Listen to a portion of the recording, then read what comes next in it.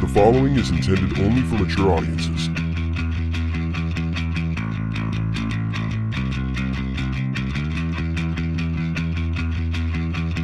Open your ears and lube up your butthole. It's time for the What Do We Call It podcast. Now, here's your host.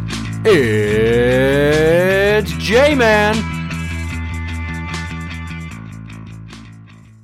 Welcome to the What Do We Call It podcast. I'm Jmann. And I'm number one fan, Tim. You don't know who Jimmy Uso is? I do not. Well, he's a WWE wrestler. Oh, so, yeah, okay. He recently got his fourth DUI in the last I don't know how many years. Holy shit! Okay, can't just get a cab? Well, in 2019 he got pulled over, and then he got hit with a DUI charge, but somehow he got out of it. So anyways, he was driving, and according to the report, Pensacola officer William Roper was running a radar gun around Garden and I Streets on Monday, the whatever fucking day this happened, in a marked patrol car. That's when he saw Uso's white Dodge Charger traveling east, going 50 into 35. When the officer pursued Uso, he ran a red light and then was pulled over a few streets later. Roper claimed that he smelled a strong odor of alcohol, and after giving his information, he came back and had Uso step out of the car. He said that as Uso went to the back of the car, he was swaying, and that the perp admitted to having, quote, multiple beers. So this guy has a problem. This is not new to him. He's had substance abuse issues for years, right? Mm-hmm. So are you familiar with the term functioning alcoholic? I've heard it. I don't know the fine details of it. Okay. It can mean one of two things. Some people take it to mean you need alcohol to function. That's part of what I do. Yeah. Other people would say it's somebody that is so good at being an alcoholic that they can function like there's nothing wrong with them, and they basically are able to cover up their inebriation all the time because they do it so frequently they become this master of disguise. So they basically go through life fucked up all the time, but a lot of people are none the wiser because they don't get into car accidents, they don't lose their job, they don't have any problems at home. So basically, it's what I heard. So it's a lot like The Beast. When I first met her, she would have a couple drinks after work, and she'd be like, oh, I got to have my after-work shot. She worked in restaurants and bars. She'd always have alcohol and then drive home. But she thought she was fine because she'd down them quick, hop behind the wheel, and get home before she's, quote, drunk. She doesn't do it anymore because she hasn't been working for quite a while.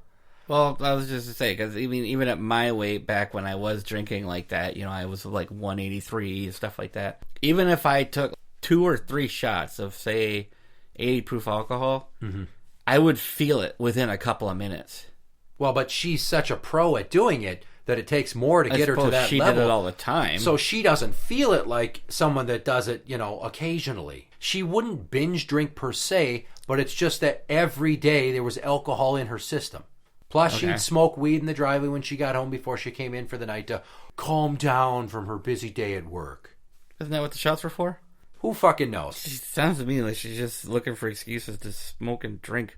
Yeah, so you don't know this, but the internet wrestling community is very toxic and full of negativity and assholes. Okay. The reason that internet news sites exist and have comment sections is so wrestling fans can shit on wrestling. Anonymously. One thing that kind of stands out about this, first and foremost, right? When I was talking about the cop's report, he said that he smelled a strong odor of alcohol. What's wrong with that? Some alcohol doesn't smell like anything. Alcohol has no odor is what I was taught when I was in cop school and we were working on, DUI stops and implied consent and all that shit. Beer has a distinct smell. Well, see, that's the distinction now. Alcohol has no odor. That's why we were taught to put in reports that we detected the scent of an alcoholic beverage. Ta-da! That is what you need to include when you're writing reports on DUIs. Because if you say you smelled alcohol, some hotshot lawyer could be like, alcohol has no odor. And then the judge might be like, well, fucking A, he's got you there. Science.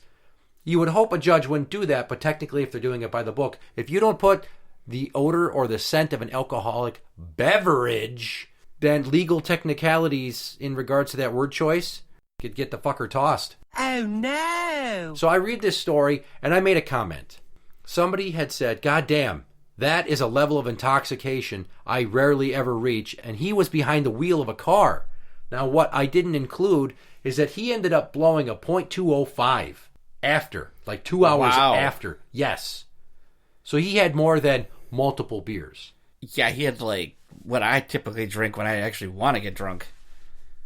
Okay, I don't go .205. Holy shit. No shit. I might get a .1. Like, so he was nearly 3 times the legal limit in Florida where this happened.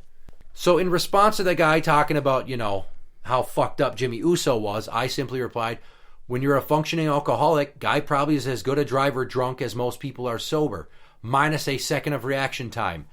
And then the floodgates of vitriol opened up with reckless abandon. Holy shit, was I getting personally attacked just for saying that?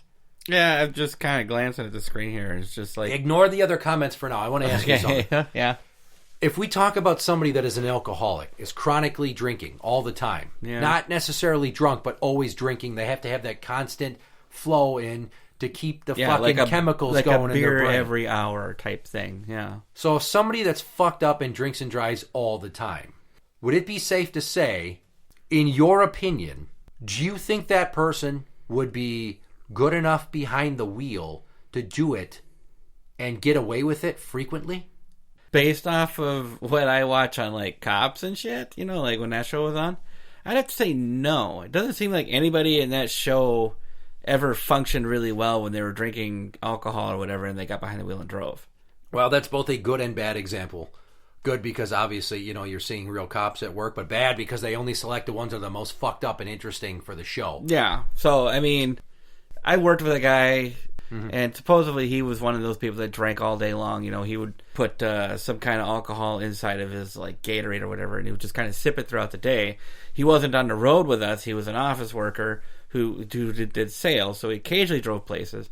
And I never realized he was drunk, but I never heard of him getting pulled over and stuff like that. So I guess, looking at it from that standpoint, maybe.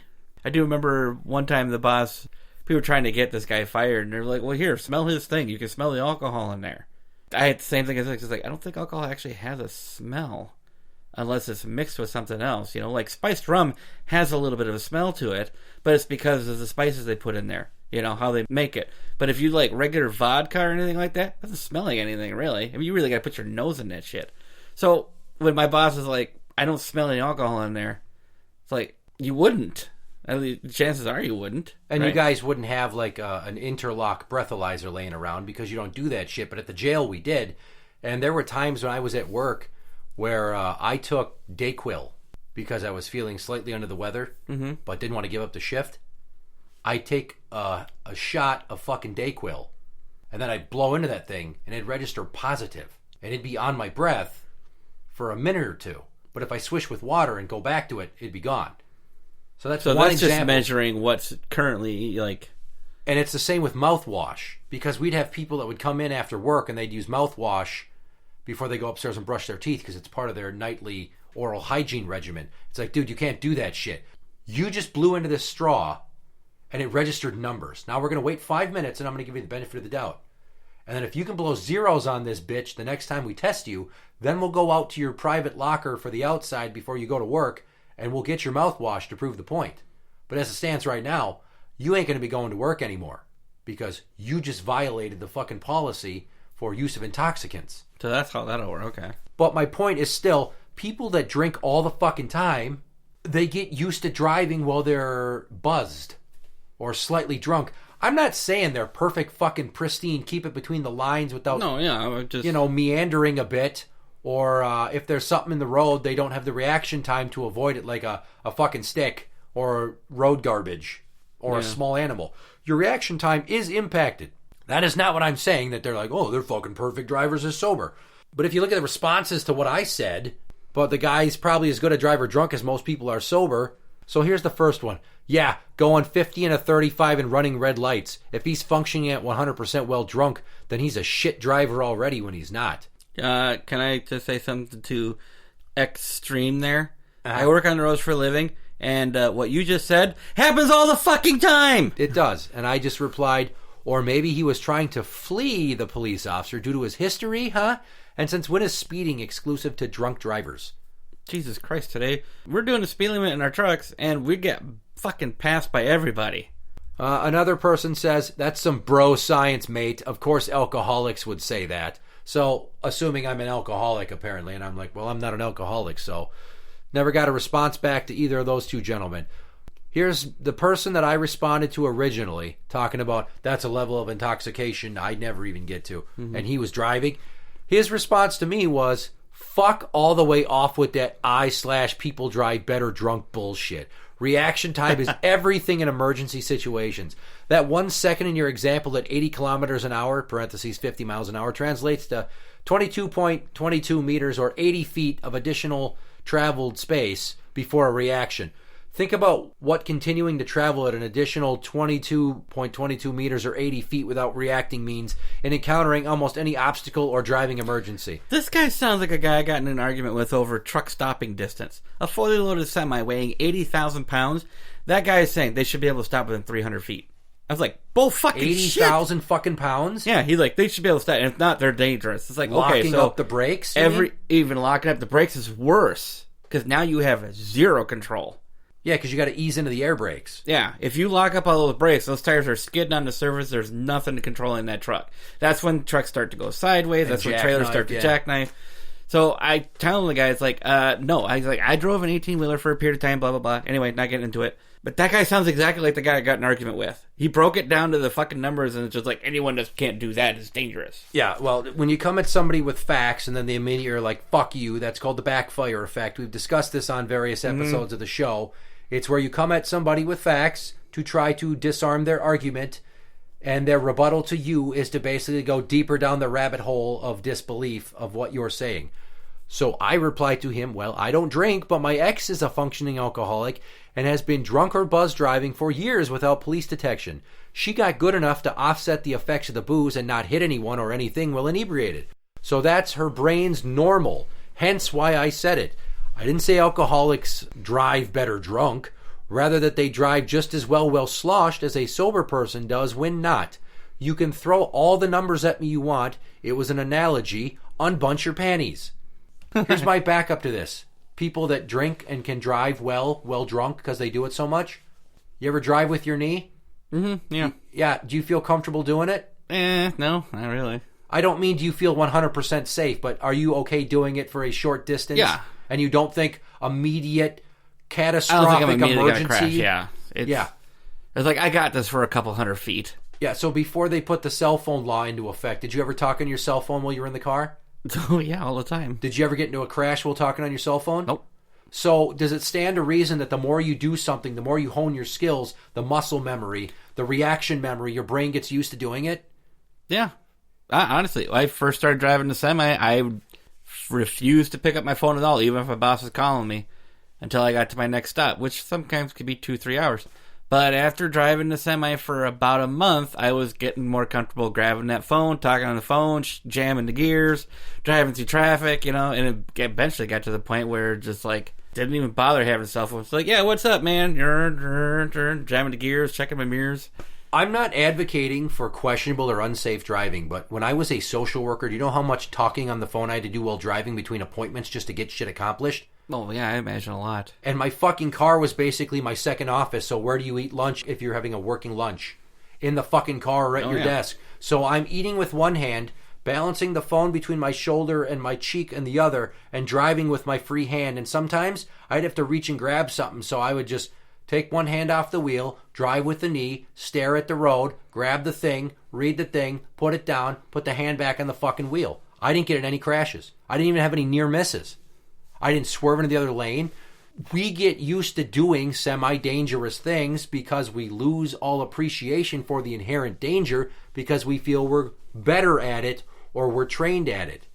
Now, you've shot guns a lot of times. Mm-hmm. That doesn't mean that if it comes down to you having to use your gun in a dangerous situation, it's going to go to fucking plan. But do you feel relatively confident that if you can take a step back and draw down before your assailant lunges at you, that you'll fire a shot somewhere into their body? Yeah. Versus shooting at their foot and missing. Yeah. Determines aim small, miss small. Center mass. So in response to the unbunched panty comment, here's a brilliant screen name. Johnny Milkshark said, your ex is, quote, good at drunk driving because she didn't kill anyone? I think you mean lucky, because anyone on or near the road when she's on it is unlucky. Luck runs out fast, sometimes in a split second. Killing or harming innocent people isn't something to take lightly. Jesus Christ. I mean, I understand some people were upset about the drunk driving thing. In here, you're not saying I advocate for it. If it's fine if you're a functioning alcoholic. These people are taking it way too personal.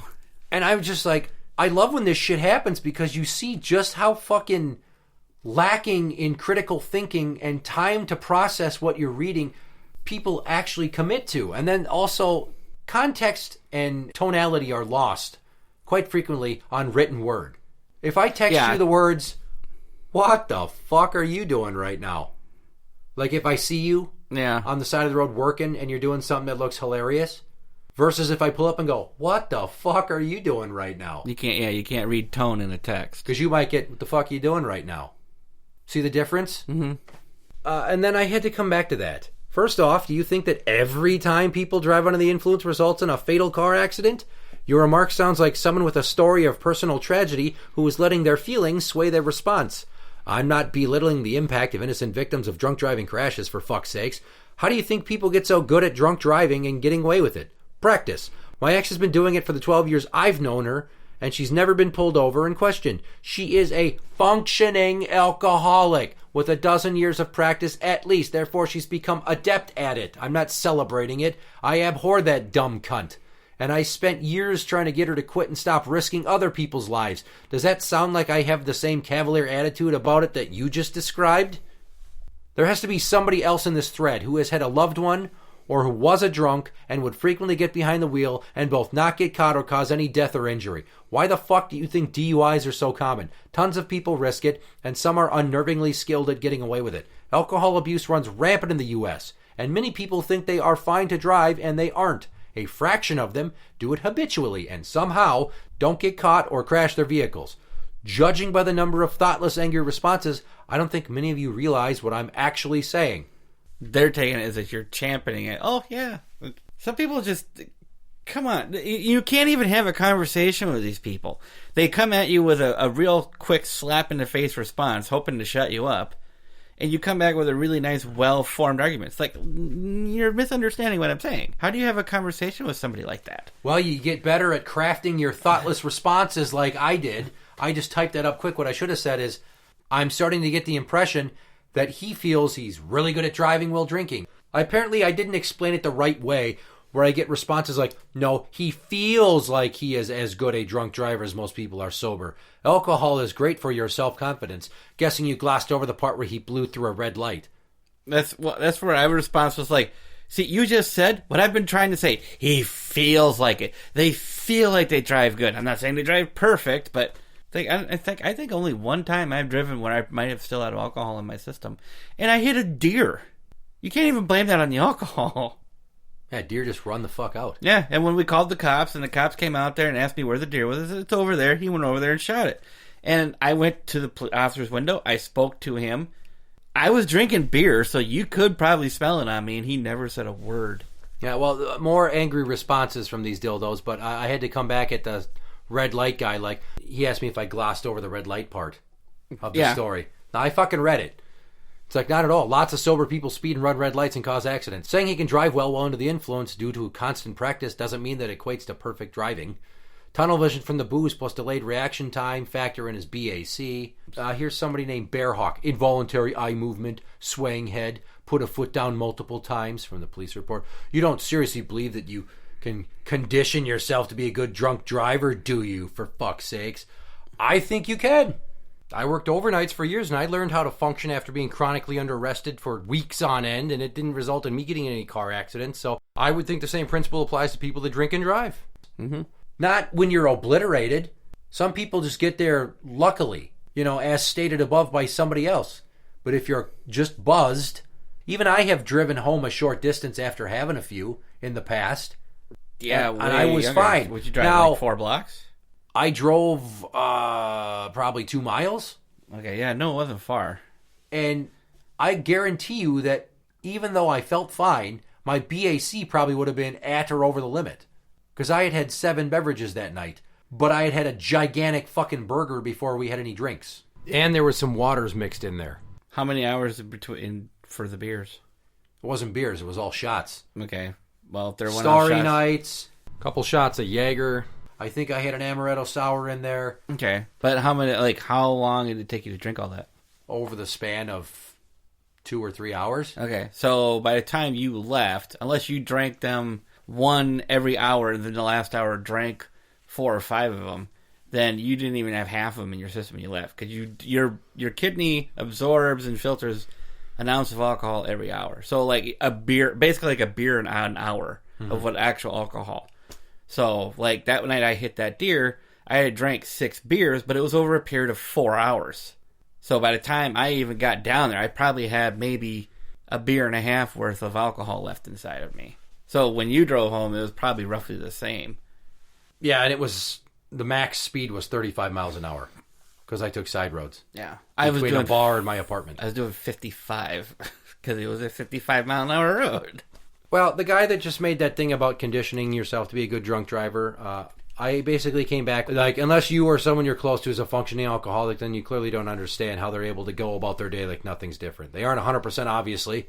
I don't understand you people who read what I wrote and think I'm bragging about my own ability to drunk drive, but jump to all the tardtastic conclusions you feel necessary. I like that, tardtastic. I never mentioned myself, so go read up more on that perfect smoky eye in your little Exo-Jane board. What? I was insulting one of their previous websites they commented on, because if I'm going to insult you, I'm going to do my research a little bit and try to make you get really pissed off. And somebody's like, I was raised by an abusive alcoholic. I'm not jumping to any conclusions. I'm going off my own fucking experience. So thankfully they're not letting their own emotions from past experience get in the way of how they're processing what I typed. And then came that ray of sunshine by way of someone who goes by that weird German. And that person said, I used to be an alcoholic. 15 years sober tomorrow, and I used to drive drunk for years. As sick as it may sound, you get used to it. I usually drove a bit slower since I was aware of the fact of what was happening with my body. This is no excuse. I'm lucky I never hurt anybody. But yes, you get used to doing things well drunk. And I'm just like, fucking A, exactly. It sucks you were like that, and great you've changed. But I'm not telling you anything you don't already know, obviously. Oh, Bearhawk's tune completely changes. Yes. Oh, congrats on 15 years sober, my man. I think there's a big difference, though, between getting used to it and being good at it. I think you and I'd agree a drunk driver, even a functioning alcoholic, is still impaired. Oh, my God. Again, it's like I said, they're perfectly fine. No, you dumb cunts. Even in the face of somebody who lived that shit, they are still trying to die on this hill. Bye, Felicia. That's the last one that I He had me till that last line. Like, it's just like, oh, maybe he's not such a douche. No, he's a douche. Yes, they're impaired. I didn't say they're not impaired. Anyway, so there was all this talk that he might get released by WWE because he's had a, patternistic history of habitual recidivism when it comes to inebriated driving. But you'll be happy to know that last weekend, he and his brother, Jay Uso, they won the SmackDown tag title, so he's being rewarded now. Oh, good. See, you can always make a comeback. Right, yeah. Well, I mean, they've gotten rid of people for less, so it's just kind of surprising that they're like, hey, we have storyline plans for you, and here's the tag belts. I just have to wonder if he was not so integral to their current storylines on SmackDown, if he would have still had that opportunity, or if they would have shot an injury angle where somebody beats him down backstage and he goes away for a while to go into the spin dry. Maybe. I don't know. I don't know how WWE works, so. You don't need to. It sucks. Watch every other wrestling company that's not WWE. That's my advice as a wrestling fan. Interact with the show on Twitter at What Do We Call It? That is at What Do We Call It? You can find us on Facebook at facebook.com/group/What Do We Call It podcast show. For the What Do We Call It podcast, I'm Jmann. And I'm number one fan, Tim. And that's the end.